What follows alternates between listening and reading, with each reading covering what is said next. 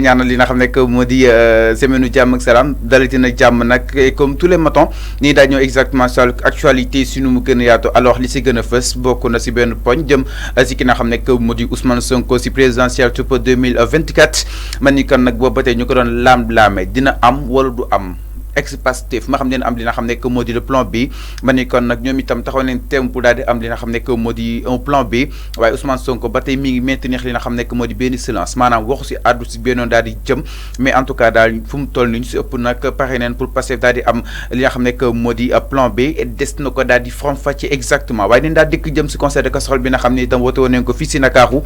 ak li ko daal di wër ñi ngi sam ni daal di passé lan mos daal di war a mën a li nga xam ne moo di mujj respecté li nga xam ne moo di moo dox di ba respecté wuñu ko laa aussi dina ko daal di faram-fàccee si nu mu gën a yaatoo Sonko fa nga xam ni itam mooy zone hôpital principal bu Ndakaaru dernière conclusion yi nga xam ni itam maître Khoureyssi Ba jot na ko si daal di def mu daal di jàpp ni itam ba tey ki nga xam ne moo di Ousmane Sonko dugg na si presque 30e jour bi nga xam ni itam soobu na ko si grève de faim ñeexital yi justement jëm si wàllu wu mel loolu itam des na daal di taataan kaddu ki nga xam ne moo di maître Khoureyssi Ba mu daal ñuy yeggee exactement les nouvelles de son client di ki nga xam ne moo di Ousmane Sonko lu bees si moom jëm si grève de faim bi nga xam ni itam soobu na si maanaam grève xiifal bi nga xam ni itam soobu na si y a de cela li nga xam ne moo di presque 30 jours parce que si on se rappelle le 28 la nga ko daal di jàppoon loxo le 31 mu daal si soobu si grève de faim bi maître Khoureyssi Ba jox ñu li nga xam ne moo di ces nouvelles des na ko daal di faram-fàcce si nu mu gën a yaatoo seen émission li nga xam ne moo di justement le talk do matinal alors Sonko exclu point d'interrogation si toutefois il est exclu si présidentielle 2024 le moment où peut ñu daal dégg certains si ay préfets génn def ay sorti que ni ki nga xam ne mooy le leader de Pastef il est radié dans les risques électoraux donc si toutefois Ousmane Sonko daal di koy radié si liste yu nu mel la waa Pastef nag pare nañ pour daal di am li nga xam ne moo di un plan B est-ce que nekkul façon war ki nga xam ne moo di Ousmane Sonko est-ce que tamit nekkul façon peut-être ñu bañ a daal di war a mën a poursuivre li nga xam ne moo di combat bi parce que aussi de plus en plus ñuy gis benn que li nga xam ne moo di déchaînement jëm si ñenn ñi nga xam ni itam dañuy proclamer doon leader li nga xam ne moo di waa Pastef journal yi ku si nekk ak na nga ko daal di faram-fàccee laataa ñoo daal ñëw si commenté bi dañuy daal jàll tout de suite si nga xam ne moo di xëtu yëlekaay li ñu daal di xam ni itam xëy ne ko seenu ko xët gu njëkk alors da nga koy daal di door rek justement premier quotidien bi di li nga xam ne moo di le quotidien mu daal di exactement le quotidien ak li nga xam ne moo di présidentielle 2024 man ni kon jamono ji nag candidature yi ku si nekk rek yaa ngay wane que li nga xam ne mooy sëk mën-mën bokk na si Anta Babacar Ngom ak ñeneen ñu nu mel man ni kon ki nga xam ne moo di moom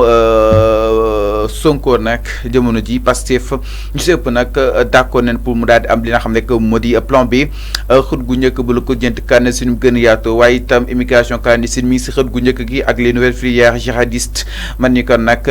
clan immigration bi am na ay jihadistes yi nga xam ni itam ñu si daal di rax di si daal di dugg en tout cas loolu lépp mi ngi si xët gu njëkk bu le quotidien bés bi le jour mu daal di koy exactement ak li nga xam ne moo di mise en circulation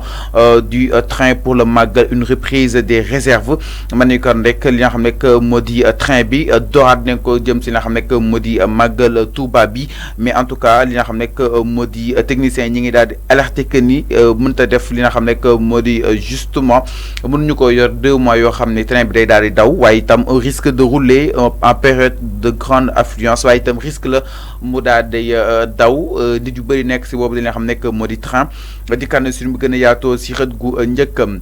Walf Quotidien mu daal di koy exactement ak Pastef agit son plan B ma ni kon nag Pastef jamono ji taxaw nag thème ni daal di am li nga xam ne moo di plan B si présidentielle tup 2024 ginnaaw ban daal di tegee loxo ki nga xam ne moo di Ousmane Sonko lu jëm si appel à l'insurrection ak d'autres chefs d'inculpation toll na si 7 nag man ni kon jamono ji jàppale ni itam Pastef mi ngi nekk daal di agité li nga xam ne moo di am plan B si yooyu de élection ma xam dina mën a daal di nekk waaye itam ma xam lu nu mel du doon ak ko faiblesse jëm si nga xam ne moo di président Macky Sall wane ko si kanamam en tout cas Pastef pare na pour daal di am li nga xam ne moo di le plan B ñu sepp nag donte sax fësaluñu ko waaye nekk na seenu ko yéene jëm daal di remplacer Ousmane Sonko keneen parce que jàpp neen lu toll ni présidentielle 2024 Pastef mënu see bañ a daal di participer Walf Quotidien dikkaat na si ñu gën a yaatoo par rapport ak wàllu bu nu mel donc ñoom exclu neen déjà ki nga xam ne que moo di Ousmane Sonko sujet de li nga xam ne que moo di élection. Alors Walf dikkaat na si ñu gën a yaatoo daal di jox aussi kaddu ñenn ñi nga xam ni itam dañuy nekk leader bu Pastef seeni ko kaddu nag xët gu njëkk bu Walf Quotidien taataan nañ ko mi ngi noonu donc nataal Ousmane Sonko si xët gu njëkk gi Pastef agite son plan B présidentiel atoupa 2024. Après Walf Quotidien dañuy daal di jàll si leneen bokk na si xët gu njëkk bu nga xam ne que moo di suite ba tey mu daal dikk exactement si participation bu Ousmane Sonko si présidentielle atoupa 2024 docteur Diallo Diop confirme Pastef. Alors moom docteur Diallo Diop nag daal di faree fa nga xam ne itam mooy zaanu ko Pastef jàpp na ni Pastef dina am li nga xam ne que moo di candidat te itam dina daal défendre boobu di li nga xam ne que moo di projet ba sukk li nga xam ne que moo di ñaar fukki fan ak juróom si février atoupa 2024 ndaxte moom ki nga xam ne que moo di docteur Diallo Diop nag mooy vice-président bu parti Pastef bi nga xam ni itam jamono ji moom leen invité woon démb nag si wàllu objection bu rajo Sud FM àdduna daal di jëm ni Pastef à part Ousmane Sonko dina amaat beneen candidat bi nga xam ni itam moo fu seen daal di jogante ak li nga xam ne moo di waa APR te itam ñoom itam jàpp nañ ni Pastef benn ko li nga xam ne moo di justement benn idéologie la à part Ousmane Sonko dina amaat ñeneen ñoo xam ni itam wan ne ko waru incarné li nga xam ne que moo di Sud Quotidien di kànne suñu gën a yaatoo par rapport ak boobu de incarnation booral nag jamono ji xel yëpp dem na ni Pastef déjà fisé na li nga xam ne que moo di ak candidat kal na fa seen daal di doon digganteeg Birame Souleye Diop ba si sax ñoom Bassirou Diomaye Faye et tant d'autres vu que ni Sonko ay maire nag comme ni ko avant di waxee génn leen invalidé déjà li nga xam ne que moo di candidature bu Ousmane Sonko moom ki nga xam ne que moo di docteur Diallo Diop nag mu daal di nekk une voix officielle fa nga xam ni itam mooy zaanu ko Pastef et que vous n'êtes pas sans savoir mooy le vice-président bu boobu de li nga xam ne que moo di parti. Dakar Presse mu daal di ko exactement ak grève de la faim du leader de Pastef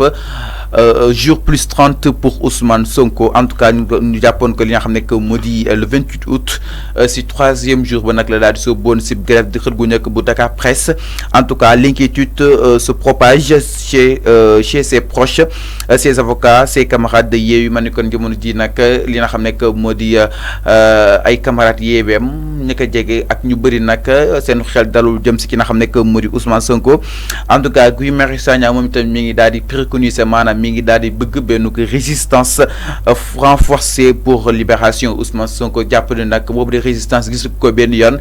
jamono ji ñu wala daal di résister jamono jooju nag li ñuy daal di naan Pastef wala na daal di am li nga xam ne que moo di plan B jàpp na ne nag jamono ji tolluwaay mooy nesi fi tam pour daal di li nga xam ne que mooy libérer Ousmane Sonko Guy Marius Sagna jàpp ne doo war a gën a mën a renforcer li nga xam ne que moo di résistance bi mi ngi sërët gu njëkk bu li nga xam ne que moo di Dakar Presse di kan suñu gën a yaatoo jëm si wàllu wu nu mel ne tamit si xët gu njëkk bu li nga xam ne que moo di l'essentiel mu daal di ko exactement ak ki nga xam ne que moo di ba tey Ousmane Sonko ñoom ñi ngi daal di chercher seenu ko capitaine ko wala daal di war a mën a utuyee fii waaye itam en même temps président Macky Sall itam mi ngi daal di ut li nga xam ne que moo di capitaine am kan moo ko daal di war a mën a daal di utu jëm si jàll wi présidentiel atoupa 2024 antenne mu daal di ko exactement ak Amadou Ba sera confirmé dans quelques instants ma ne kon si semaine bi daal di jàpp ni Amadou Ba dina daal dëggal li nga xam ne que moo di ak candidature am yegg si exactement itam xët gu njëkk bu yor mu daal dikk ak li nga xam ne que moo di la sonkorisation de l'espace public en marche vous n'êtes pas sans savoir machine nga xam ne itam mi ngi am de plus en plus nataal Ousmane Sonko bokk na lu si gën a fës wala comme sax li nga xam ne que moo di turam Sonko booral ñu daal di jàpp ni sonkorisation bi nag mi ngi fépp foo dem rek dañ ko daal di synchroniser de manière pacifique Ousmane Sonko de plus en plus dans les cœurs et dans les consciences daal di jàpp ni nag de plus en plus mi ngi si xol yi waaye itam mi ngi si xel yi yor di kan si mu gën a yaatoo par rapport ak sonkorisation bi nga xam ni itam ñu ngi koy nemmeeku même activité yoo xam ni itam sax des fois li nga xam ne que moo di parti au pouvoir mu koy daal di li nga xam ne que moo di organiser dañ fay nemmeeku li nga xam ne que moo di sonkorisation bi yor di kan si mu gën a yaatoo si xët gu njëkkam léegi itam si xët gu njëkk bu Vox Populi mu daal di exactement Vox Populi ak li nga xam ne que moo di 1200 signataires yi nga xam ni itam ñoo daal di signé woon ñu daal day dugalu daal di toll si li nga xam ne que moo di 142 pétition ñu jëm ci Ousmane Sonko ak ñu mu daal di àndal ma ni kon nag les réactions se poursuivent ki nga xam ne moo di Abdou Latif Coulibaly nekkoon journaliste jàpp na ni itam lu nu mel ay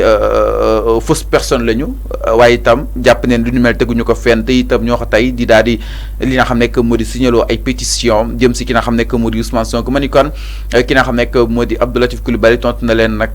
si nu mu gën a li nga xam ne moo di ñagasee yegg si exactement itam si présidentielle pour 2024 il est sûr et certain que Pastef aura un candidat ma ni kon nag Diallo Diop leeral na yëf yi te itam amatu dara loo xam ne itam amaat na jëm si wàllu li nga xam ne mooy wàllu équation que ni Pastef dina amaat li nga xam ne moo di candidat à part ki nga xam ne moo di Ousmane Sonko. Nous ferons aussi le maximum possible pour que l'on ne puisse pas reporter cette échéance électorale ñoom itam ne leen daa def seen kéem kattan ni lu nu mel ñu bañ ko daal di reporter te itam pour ñu bañ ko daal di reporter faaw jàmm am si réew mi jàmm yi itam mooy te Pastef daal di bokk si yooyu élection su nekk Ousmane Sonko kan lay doon en tout cas peut-être ñi daal di xaar dans quelques instants ils vont nous édifier justement si kan nga xam ni itam fas yéene ko daal di yóbbu à part li nga xam ne moo di leader moral bi di ki nga xam ne moo di Ousmane Sonko. mi ngi si xët gu njëkk bu nga xam ne moo di Vox Populi yegg si exactement itam si imam bu Bignona moom moo daal di envoyé benn ko délégation jëm si ki nga xam ne moo di Ousmane Sonko lam koy daal di sàkk mooy mu daal di dakkal boobu di li nga xam ne moo di grève de faim. Libération si xët gu njëkk mu daal di ko exactement ak fa nga xam ni itam mooy zaanu ko Bambilor seen bu fay ak doomam leen daal di li nga xam ne moo di soode ka ko daal di soode nag di li nga xam ne moo di wujjam ginnaaw ba nga ko daal di laaj moom wujjam nag di ki nga xam ne moo di Fatou Fall jàpp na ni tax mu daal di koy soode mooy moom wujjam bi mu soodee da koy jaxaseeg des fois ab borom këram moo mu daal di koy soodee moom ak doomam mi si xët gu njëkk bu Libération. Le mandat mu daal di koy exactement ak li nga xam ne moo di Bougane mi ngi daal di amal ay tournée si zone des Niayes Bougane ngay dane annonce des solutions novatrices ma ni kon Bougane nag mi ngi daal di annoncé li nga xam ne moo di ay solutions yi nga xam ne itam jàpp na ne su ko réew mi dina daal day am benn ñooñ yegg si exactement si conseil casserole bi man ni kon les échos mu daal si dikk les échos mu daal di jàpp ni conseil casserole ce samedi le grand flop de la plateforme le chemin de la libération uppule wala ni itam plateforme le chemin de la libération moo daal di sóobu si benn combat di daal di wala mën a sàkku jëm si libération Ousmane Sonko les échos mu daal di jàpp ni nag ab lajiteef la ndaxte benn faible affluence leen daal di nemmeeku si ay gox yu gën a fasantiku daal di dem libéré ki nga xam ne moo di Ousmane Sonko ba si kër Ousmane Sonko nemmeeku ñu fa ay tëgg man ni kon même à Bignona ce n'était pas le grand rush même fa nga xam ni itam mooy zaanuk Bignona nag ñit ña nekkuñu fa man ni kon les échos jàpp na ni c'est le grand flop de la plateforme le chemin de la libération bi nga xam ni itam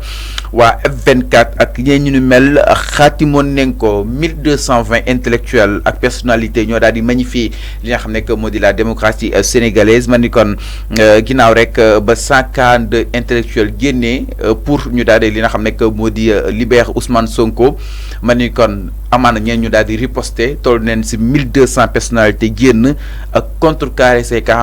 142 personnalités yi nga xam ni itam ñoo doon sàkk pour ñu daal di libérer Ousmane Sonko ñii nag toll neen si 1220 maanaam dem neen ba li nga xam ne moo di yokk lim bi bu baax a baax pour ñu ñëw contrecarrer donc ça veut dire que instant bii nii c'est la guerre entre les intellectuels ñii sàkku ne pour ñu daal di libérer Ousmane Sonko toll na si 142 waaye 1220 nag nee nañ ko déet ndaxte toll ñu foo xam ni itam wala daal di war a mën a séddale li nga xam ne moo di yoon ak wàllu yonal les échos mu daal di jàpp ni 1220 personnalités magnifient la démocratie sénégalaise mi sëxat gu njëkk bu li nga xam ne moo di les échos enquête ak tel quel Aminata Touré la bagarreuse man ni kon nu ko xamee xeexkat la jëm si fi nga xam ni itam jaar na fi ba tey mu daal di yegg si fu mu daal di yegg si nii mi sëxat gu njëkk bu enquête yëglekaay yegg si exactement itam si la tribune mu daal di exactement la tribune ak li nga xam ne moo di sourd aux appels de la décrispation man ni kon nag boobu ba tey Macky Sall nangul daal di déglu li nga xam ni itam moo di woote jëm Sall ko jàmm réew mi Ousmane Sonko et Macky Sall se radicalise ku su nekk rek yaa ngay jéem a radicaliser wu sa bopp waaye itam yaa ngay jéem a yóbbu combat bi ba fu mu daal di sësi yegg si exactement itam si leneen libération L'Obs la mu daal di exactement L'Obs nag ak li nga xam ne moo di remplacement bu créé les énormes pouvoirs du pôle judiciaire financier outil nga xam ni itam moom moom pôle judiciaire financier li nga xam ne que moo di PJF wala nag daal utul li nga xam ne que moo di CREI suñu xool nag pôle judiciaire financier moo ëpp pouvoir foofu ak pouvoir yi nga xam ni itam mi ngi si noddam l'observateur di kaane si mu gën a yaatoo waaye ki nga xam ne que moo di Aly Ngouille Ndiaye sekk naa waxtaan wu yaatu li nga xam ne que moo di waa l'Obs les lignes vont bouger je n'ai pas de raison de penser que le candidat de Benno ne sera pas moi mu daal jàpp ni musu xalaat ni que ni candidat Benno doon moom te itam jàpp na ni moom lay doon si libération si xët gu njëkk bu L'Obs di kànn si nu mu gën a yaatoo par rapport ak wàllu wuun mel mbokk yi lii ab tënk la woon li nga xam ne que moo di la une des journaux donc da nga koy daal di sans doute daal di koy commenter si li nga xam ne que moo di plateau bi donc